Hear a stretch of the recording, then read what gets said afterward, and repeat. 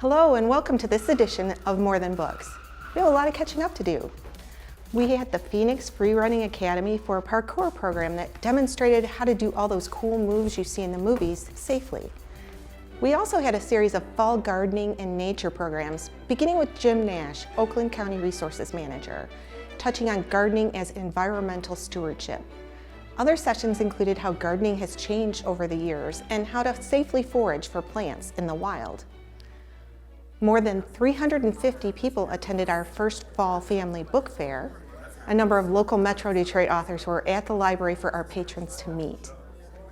Our own Michelle Bernard explains a bit about the history and joy of pop-up books. All that and more today on More Than Books.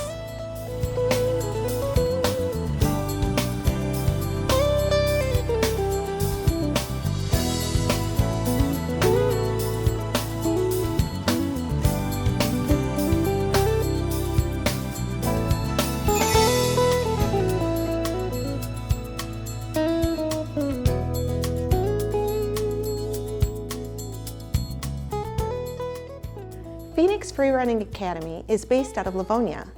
They teach parkour workshops at libraries, recreation centers, and businesses. Parkour is all about efficiency of movement and obstacle navigation. I'm a part of Phoenix Freerunning Academy. We're based out of Livonia, and we go around to different libraries and teach parkour workshops. Parkour it's all about efficiency of movement and obstacle navigation. So getting from point A to point B the most efficient way possible. And since the shortest distance between 2 points is a straight line, we want to learn how to overcome any obstacle that might be in our way in that straight line from point A to point B. So parkour started in the French military. It was used as a way to train the soldiers to chase down their enemies and also retreat more efficiently. So if there ever was any kind of chasing down or being chased on foot, they would always be more efficient than their opponent. The guy who taught it in the French military taught it to his son, David Bell, who turned it into an urban sport. He would train just in the cities, and then it kind of blew up from there. It got really big in Europe, and now it's over here in America and worldwide. Parkour can be seen in a lot of Hollywood movie stunt work. Jackie Chan is famous for his incredible moves. Jackie Chan he's a stuntman, and a lot of parkour movements have definitely been inspired by stuff that he's done in his movies. Definitely, I can think of a scene in Rush Hour where he does some parkour movements that we call wall runs and tic-tacs to scale up this wall, and it's really cool to see because he was kind of doing it before it was really popular. And I don't even know if he knew he was doing parkour at the time, but he definitely was. A couple years ago in France, it became a national sport there, and we're making strides here in America to get it to that same level as well. And there's even talks of getting parkour into the Olympics. Parkour is, in my opinion, good for any person of any age to learn because there's something it offers to everybody. Whether you're someone who just wants to push the limits of what your body can do and see how far, what the human body is really capable of, or if you're someone who just wants to get more body awareness so that you're safe when you inevitably fall forwards or backwards or slip on the ice. We teach how to fall safely along with obstacle navigation because we fall a lot, and if we can fall safely, that means we can keep training. Well, doing parkour and just walking around in the wintertime, I've slipped and fell a bunch of times, but because of my parkour training and learning how to fall safely, I've been able to keep myself injury-free. I've only gotten one substantial injury in my 10 years of training. I have been training parkour for 9 or 10 years now. Started off as a hobby, and then it turned into something I couldn't stop thinking about and always wanted to keep doing, and turned more into a passion. And then I found some other guys in Michigan. We started teaching people. Eventually our community grew so big that we needed to get a building, so we rented out space and created Phoenix Freerunning Academy where we teach it to other people, and the community has just grown and grown and grown in Michigan. And it's really just been an awesome experience for us all. When we were first starting to do our library workshops, the people at Livonia Public Television reached out because we were doing a workshop at the Livonia Public Library, and they were like, hey, we want to shoot, we've got a cool idea for a video with you guys. We've heard that you guys have done stunts in movies and TV, and we were wondering if you would work with us to kind of create a promotional video for the workshops for the library. And we were on board, and so we made this funny library video in Livonia where we were stunt doubling librarians and using our parkour skills to find books. And it turned out really, really great. It got a lot more success than we even anticipated. And then our library workshops went really well from that too. If you're interested in learning parkour, visit phoenixfreerunning.com for a schedule of classes. We teach parkour, we teach Ninja Warrior, we teach aerial silks, we teach breakdancing, martial arts tricking. We teach a lot of really cool stuff there, so check us out. And if you want to see what we do, you can always check out Phoenix Freerunning's YouTube channel to see some of our action stuff.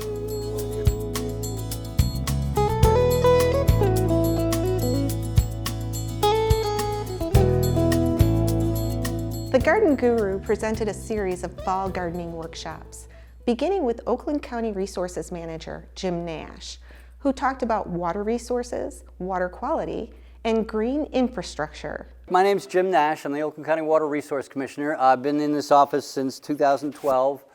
Before that, I was a county commissioner from next door here in Farmington Hills. I've always been a big supporter of sustainability, of the triple bottom line, of making sure that what we do today isn't going to destroy life for our kids and our grandkids. So that's very important to me and what I've been focused on since I've been in this office. The first one we're going to do, what is stormwater? Back in the 70s, they passed the Clean Water Act and the Clean Drinking Water Act. Those were acts that protected our water from pollution. Those focused on what's called point source pollution. Pipes coming out of factories, out of chemical plants, out of wastewater treatment plants. Those pipes are heavily regulated now. Pollution is very, very controlled. Any kind of pollutants coming out of that are jumped on, they're taken care of, and the fines are given for it. The thing that's left is non-point pollution. That is basically stormwater. Stormwater is rain that falls to the earth and either infiltrates into the ground or runs off land. In natural ground, when you have, say, a forest, if you have even a thin forest, the rain that hits those tree leaves is absorbed, a certain amount of it is absorbed into the tree, into the leaf, and then the rest falls to the ground. When it hits the ground, most of it is absorbed because there's all this growth, underbrush, that has very deep roots. When water hits ground, it looks for ways to get down into the earth, and they follow roots of plants. That's how it's done. When we have cities, we have sidewalks, roads, parking lots, roofs, all those things are hard. No water can get into them. So any water that hits that stuff goes off into runoff. Natural vegetation growth, like I said, it absorbs way more than it does let go into stormwater. In any small storm, virtually there's no runoff from any kind of natural landscapes because they have ways for the water to get in the ground.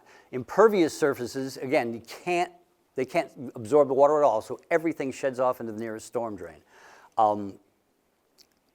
That's what brings pollution into our waterways. So the answer to all this, gray infrastructure, the costs, the work, all the things that go involved with that, is green infrastructure. Now, green infrastructure, what it tries to do is make it where the rain falls more like a forest, where it's absorbed by trees you plant along the side of the road, by the earth that you leave open along the side of the road instead of everything being paved. All those kind of things are what we can be doing. And again, it stops that water and infiltrates it before it can get into the storm drains. You know what a storm drain is. You see them on your roads anywhere you go in Michigan, parking lots. That little grate along a curb. Underneath that, they've got a little tank basically that goes down maybe 4 or 5 feet in the ground. So things that come in there kind of gather there, so they settle before they come up. We have to go we get Vactor trucks, big giant vacuums that vacuum that stuff out. So that's how it's always worked. What stormwater green infrastructure wants to do is you're putting something before it reaches those storm drains where it can get through the concrete, coming across grass, things like that. That's what we're looking to try to do. Pervious pavement and pavers, these kind of things aren't quite as strong as most concrete and asphalt. So a lot of parking lots, what they'll do is they'll put it around the edge of the parking lot. And that way, it's where most people drive and most of the wear and tear on the parking lot is, it's not going to be affected because around the edge, you only just get that little bit where you're pulling in at the very end. But that's enough, so all that sheeting off the parking lot can get absorbed into the pavement. In addition to speaking to what individual residents can do to prevent soil erosion and sustainability issues, Jim Nash also talked about what corporations like Lawrence Tech are doing. Actually, here in Southfield, Lawrence Tech, my favorite local university, they have one of their parking lots, a half-acre parking lot, with one storm drain on it. So it's, of course, on the lower end of the parking lot. So what they did was they took about 5 feet of pavement from around that storm drain, replaced it with pervious pavement, put a new medium of dirt underground that's much better at absorbing water, and then put something called Parjana, which is it's kind of a 4-chamber pipe that they put underground that helps the water transport through that massive layer of clay that everybody has in this area. And that's the one thing that we have a problem with absorbing into the ground, because we got that layer of clay that just doesn't absorb anything. So the Parjana allows that to go past that. So now, in this parking lot, they can put a fire hose about 25 feet from the storm drain, and none of that water gets into the storm drain. So what it's designed to do is to take 2 10-year storms. That basically means 2 1-inch storms within 24 hours and take all that water without any of it actually getting into the storm drain.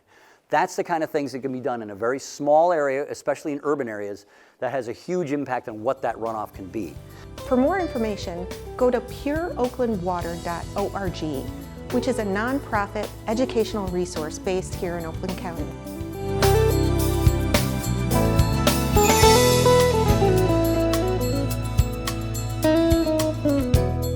Lathrop Village resident and master gardener Ed Blondin is an avid environmentalist who has explored the history of gardening since colonial America.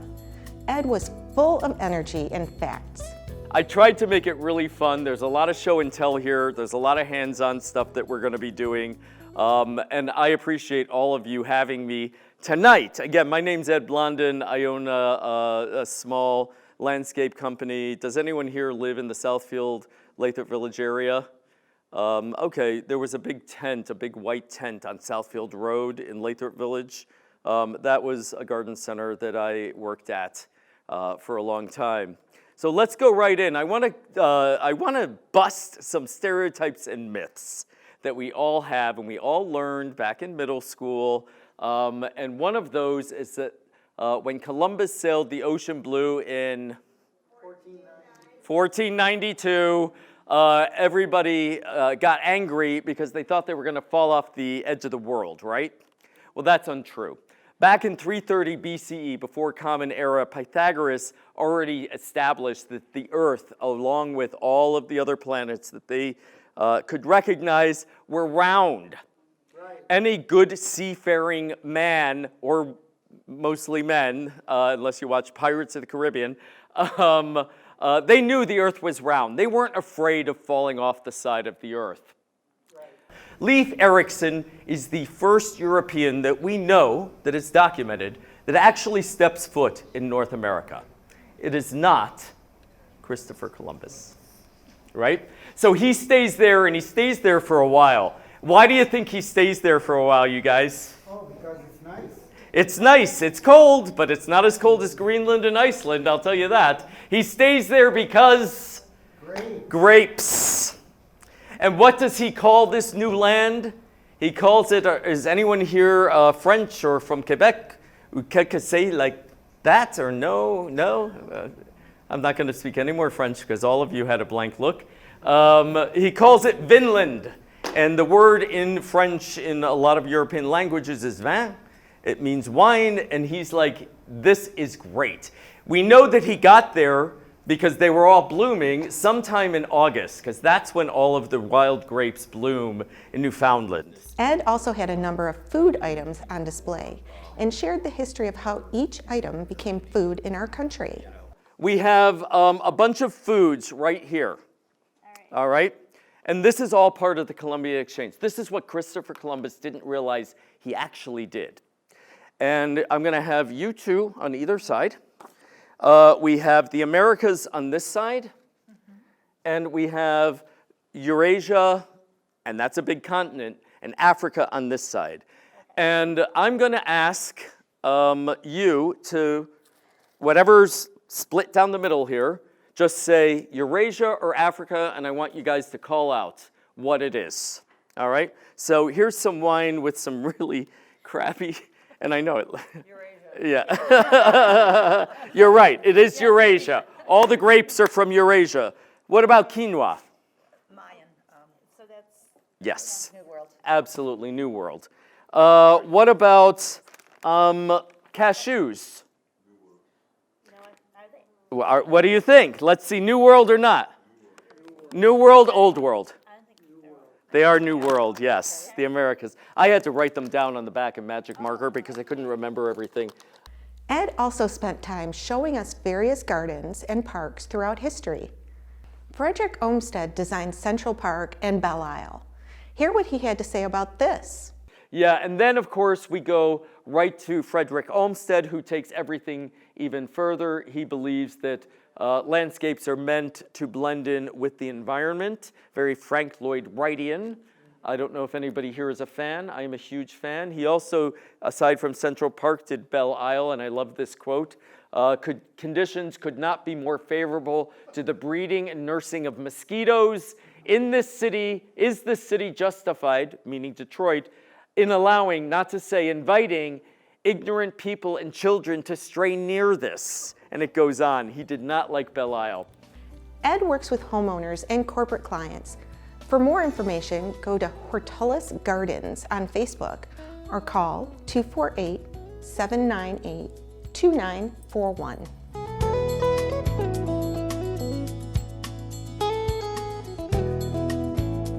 Expert forager Min-Jung Godfrey introduced patrons to foraging, which is looking for, gathering, and collecting foods available in the wild.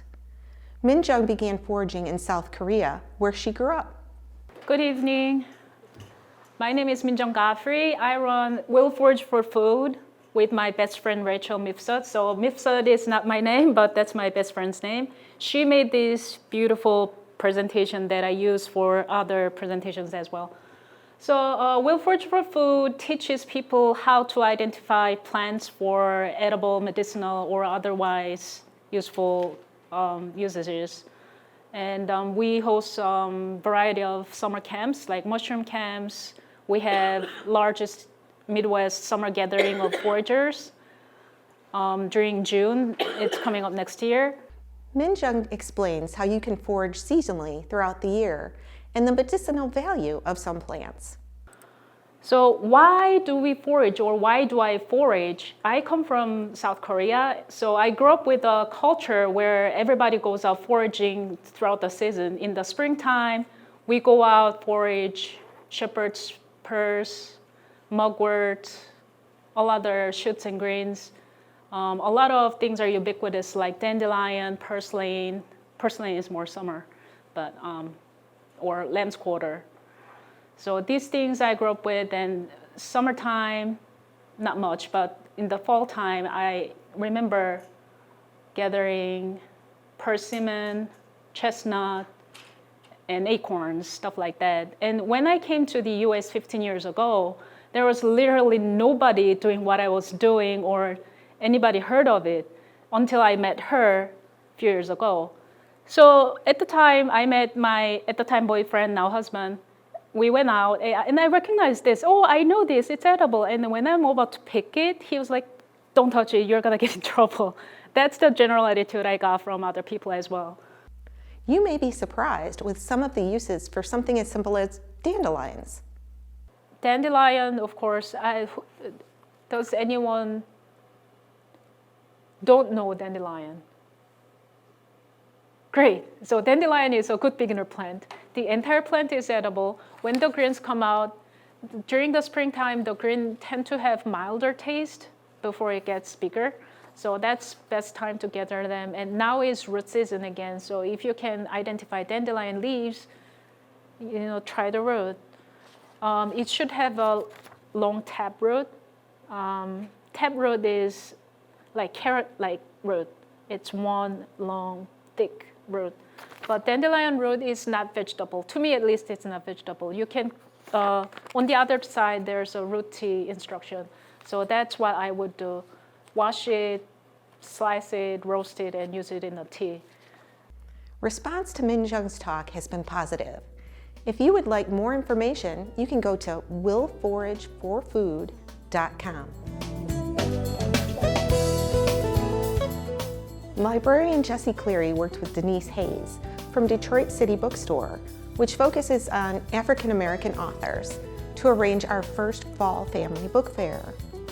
Authors at the fair are all local Metro Detroit African American writers. It was called the Fall Family Book Fair. And so I got the idea when I went to a book fair about a couple of months ago at Northwest Activity Center.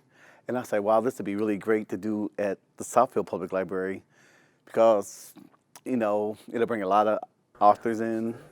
So got together with my co-sponsor, Denise Hayes from Detroit City Book Fair. And we had partnership, and she brought in all the authors, and we worked together, and we got it together. Jessie had a personal stake in setting up this event. My section here at the library is Afro-American authors. And so that fit right under my category that I'm working on.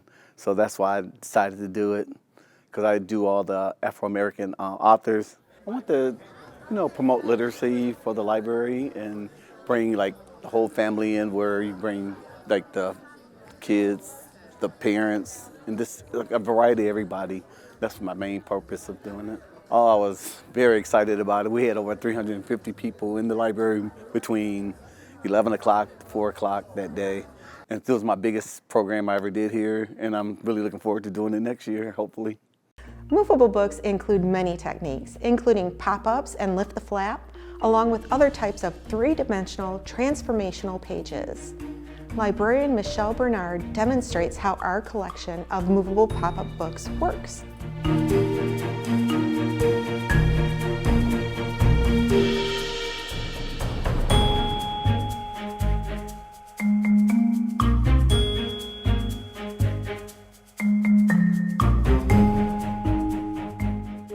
So these are our pop-up books and movable books from our Storytime collection that we use when we have story times and class visits with children. They're a little different than ordinary picture books in that they have things that move or open up. Sometimes they change when you open the book. Sometimes they're static once the book is opened. They're a lot of fun to look at. Artists spend a lot of time working on these books, not just designing the pictures, but designing the movable pieces inside of them. They offer a different aspect to think about when you're looking at a book. Maybe the story changes the way you might have thought about it when you see the picture in this way. This is a copy of Beauty and the Beast that's been done by an artist named Robert Sabuda. He does many books. His art is quite recognizable. I'll open the book so you can see what happens. You can see the house growing in front of you as you open the book. A lot of his books also have these small little stories on the side. The story is told down the side of the page, and when you open up the envelope there, you'll see another pop-up happen. So his books are fun to explore because not only do you get the main page, but you get a secondary event happening on the side as well. I'll turn the page to another so you can see. What's interesting about these books too is that the main focus of the story happens in the pop-up art. You can see what's happening. This one's called Maisie's Show. It's by Lucy Cousins. Maisie's one of my favorite characters for Storytime. And here she is putting on a show with all of her friends. And this is a movable book. If I pull the tab, she dances across the page. And she can dance back with her little cane. On this page, Cyril bounces the ball and his ear goes up, or not Cyril, it's Eddie. This is Charlie. Watch what Charlie does. Whee! There he goes across the page. The kids love that. Here is Cyril. He's a magician. He disappears. Here's Tallulah. Wait till you see her.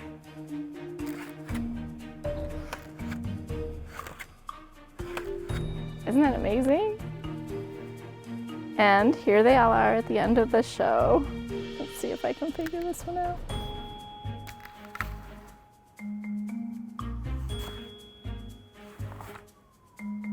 Yay!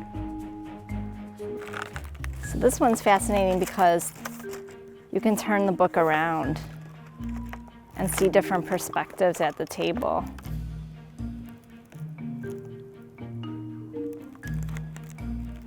This one is an alphabet book. I don't know if you can see the alphabet changing, the letters on the cover shifting. There's A.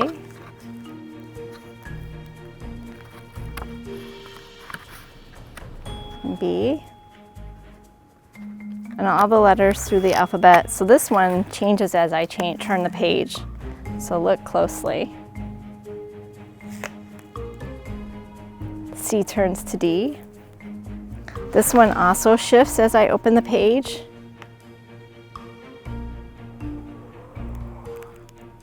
E turns to F.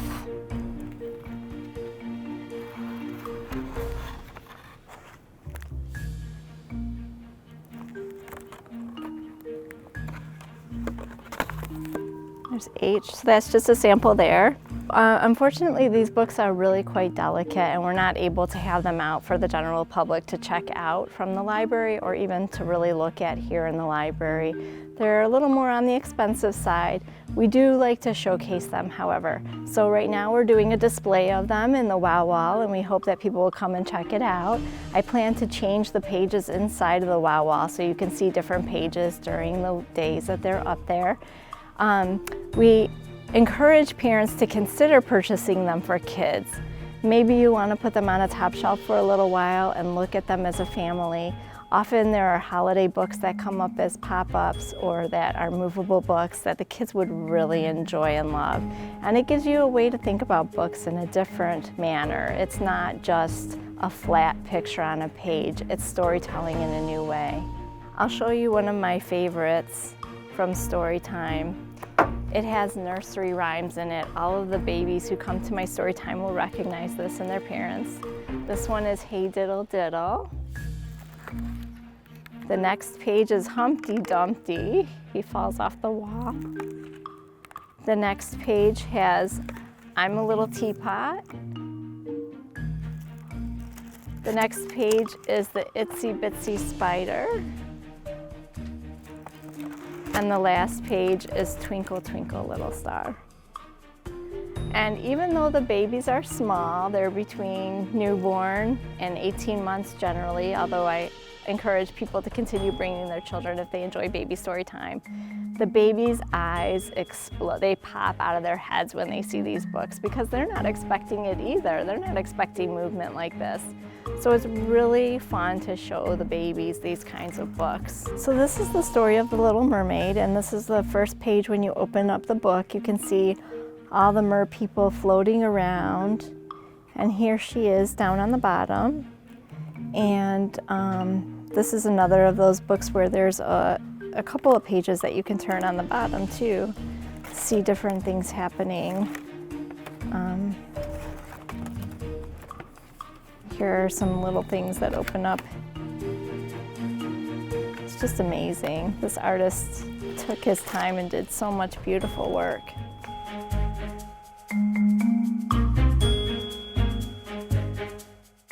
You really have to be careful turning the pages. Make sure you take your time and wait until it unfolds or folds back up. If you're interested in seeing our movable books up close, ask at the Youth Reference Desk. We don't know when you're watching, but we wish you a very happy winter holiday season. See you next time on More Than Books.